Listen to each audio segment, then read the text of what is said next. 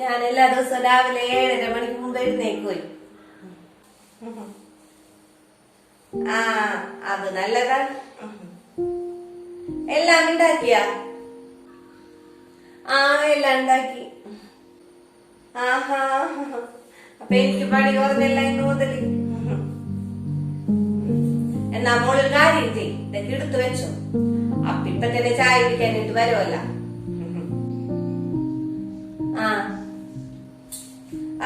അവനെന്തെടുക്കണേന്? കുളിക്കണേന്. ഇപ്പൊ വരുമായിരിക്കും. എന്നാ അവനും കൂടി എടുത്തു വെച്ചോ.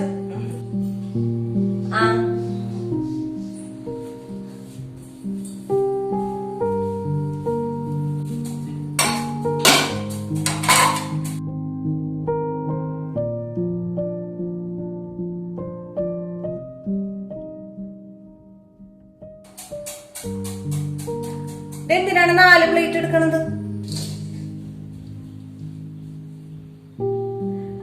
അല്ലമ്മേ, നമ്മെല്ലാവരും കഴിക്കണല്ലേ.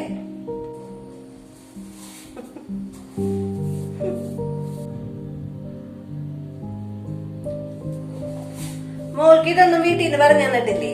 ആണുങ്ങള് ഭക്ഷണം കഴിക്കേണ്ട ഏതെങ്കിലും പെണ്ണുങ്ങൾ ഭക്ഷണം കഴിക്കുവോ? അതവിടെ എടുത്തു വെക്ക്. നമുക്ക് പിന്നെ കഴിക്കാം. ഇപ്പൊ ആണുങ്ങൾ കഴിക്കട്ടെ കേട്ടാ.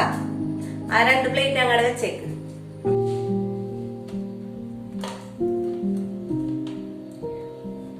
വീട്ടില് ഞങ്ങൾ എല്ലാവരും കൂടി ഒരുമിച്ചാണ് കഴിക്കുന്നത്. ചെലപ്പോ ഞാൻ ആദ്യമൊക്കെ കഴിക്കും. ഇവിടെ എങ്ങനെയാണെന്ന് എനിക്ക് അറിയാൻ പാടില്ലല്ലോ. അപ്പൊ അതുകൊണ്ടേ വെക്ക്. അവരുടെ കഴിഞ്ഞിട്ട് നമുക്ക് കഴിക്കാലോ.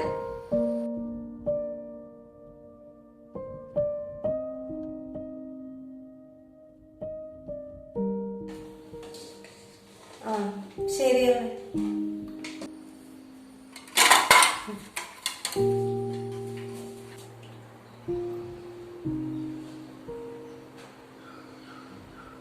അവരുടെ കഴിച്ചു കഴിഞ്ഞ മോളെ? കഴിഞ്ഞു. എന്നാ പാത്രമൊക്കെ കഴുകി വെക്കട്ടാ.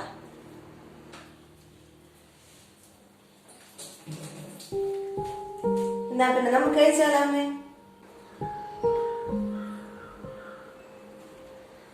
ഇന്ന് ഞാൻ പല്ലേച്ചിട്ടില്ല മോളെ. പിന്നെ ഇപ്പൊ കഴിച്ചാൽ എനിക്ക് ഇറങ്ങിയുമില്ല. ഞാൻ 11 മണിയൊക്കെ ആവും കഴിക്കാനേ. നമുക്കപ്പൊ കഴിക്കാം. ഇത്ര നാള് ഞാൻ ഒറ്റക്കായിരുന്നില്ലേ. ഇപ്പൊ മോള് വന്നല്ല, എനിക്കൊരു കമ്പനിയായി. മോളെ ആ പാത്രമൊക്കെ കഴുകി വെക്ക്. അപ്പോഴത്തേക്ക് ഞാൻ പല്ലേച്ചിട്ട് വരട്ടെ കേട്ടാ.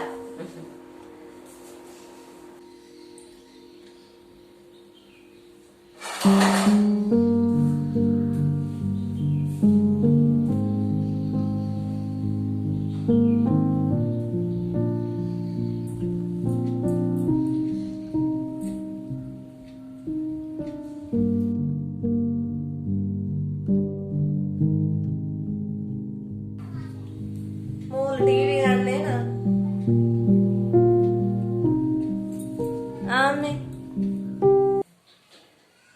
അല്ല, അപ്പ ടിവി കാണാൻ പിന്നെ നേരോണേ.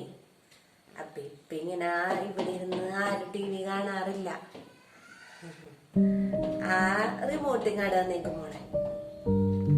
അല്ലെങ്കിൽ അപ്പൊക്ക് ദേഷ്യം വരും.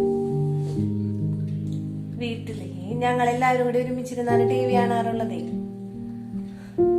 ഞാനാണ് എപ്പോഴും എല്ലാരും ചാനലൊക്കെ വെക്കണത്.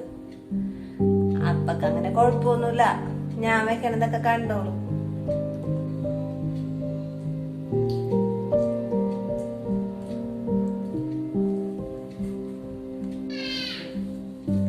മോള് പോയിക്കോ, പോയി മുറിയിലിരുന്നോ കേട്ടാ.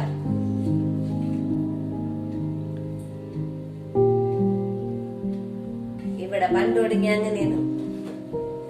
അപ്പയും അവനൊക്കെ ടി വി കാണുന്ന സമയത്തൊന്നും പെണ്ണുങ്ങളൊന്നും ഇരിക്കണത് അപ്പക്ക് ഇഷ്ടപ്പെടൂലേ.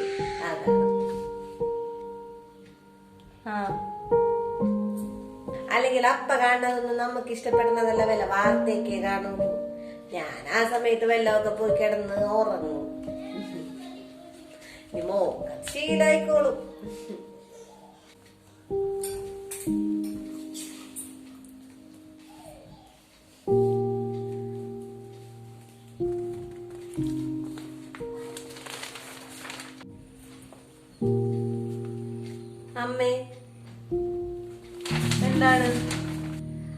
നമ്മ ഒരു ജോലിയുടെ കാര്യം പറഞ്ഞിട്ടുണ്ടായിരുന്നില്ലേ ഞാൻ? അത് ശരിയായിട്ടുണ്ട്. എന്തിനാണ് ഇപ്പൊ ജോലിക്ക് പോണ? അല്ലമ്മ പറഞ്ഞിരുന്നല്ല ജോലിക്ക് പോയിക്കോളാൻ, അന്ന് ഓക്കെ പറഞ്ഞതാണല്ല. ആ അല്ല, അതിന് നീ സമയം ഉണ്ടല്ലോ, എന്തിനാണ് തിരക്ക് പിടിക്കുന്ന? കുറച്ച് നാൾ കഴിയട്ടെ. കല്യാണം കഴിഞ്ഞിട്ട് അധികം ദിവസമായിട്ടില്ലല്ലോ.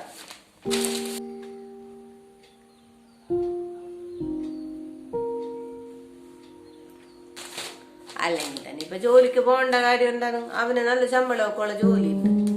പിന്നെ നിനക്ക് ഇവിടുത്തെ കാര്യങ്ങളൊക്കെ നോക്കി നിന്നൂടെ? അത് ശരിയാണ്.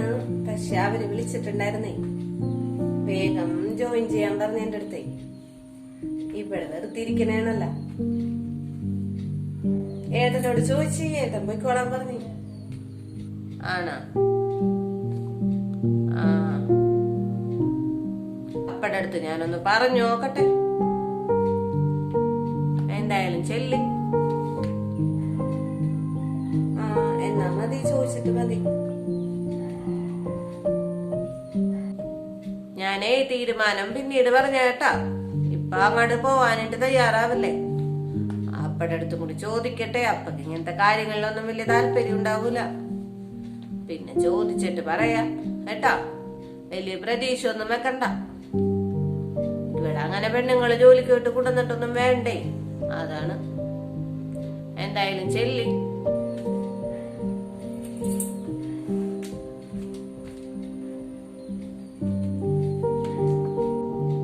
ആ അടുക്കളയിലേ നാളെ രാവിലത്തേക്കുള്ള ആ പച്ചരി ഒന്ന് വെള്ളത്തിലിട്ട് വെച്ചിട്ടാ. ആ ബക്കറ്റിൽ ഇരിപ്പുണ്ട് പച്ചരി കേട്ടാ.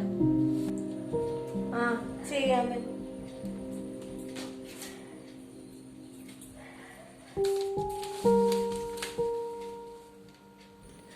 ചില പെൺകുട്ടികളുടെയെങ്കിലും ജീവിതം ഇങ്ങനെയാണ്. വിവാഹത്തിനു മുൻപ് അവർ സ്വന്തം വീട്ടിൽ അനുഭവിച്ച സ്വാതന്ത്ര്യവും സന്തോഷവും അവർക്കൊരു സ്വപ്നം മാത്രമായി മാറും. എല്ലാത്തിനും നിയന്ത്രണങ്ങൾ, വീർപ്പ് മുട്ടിക്കുന്ന വിഷമങ്ങൾ, കൂട്ടിലടച്ച കിളികളെ പോലെ. ഇനിയുള്ള കാലമെങ്കിലും അവർക്ക് സ്വന്തം വീട്ടിലെന്ന പോലെ ഭർത്താവിൻ്റെ വീട്ടിലുമായിരിക്കുവാൻ സാധിക്കട്ടെ, അല്ലേ? Thanks for watching.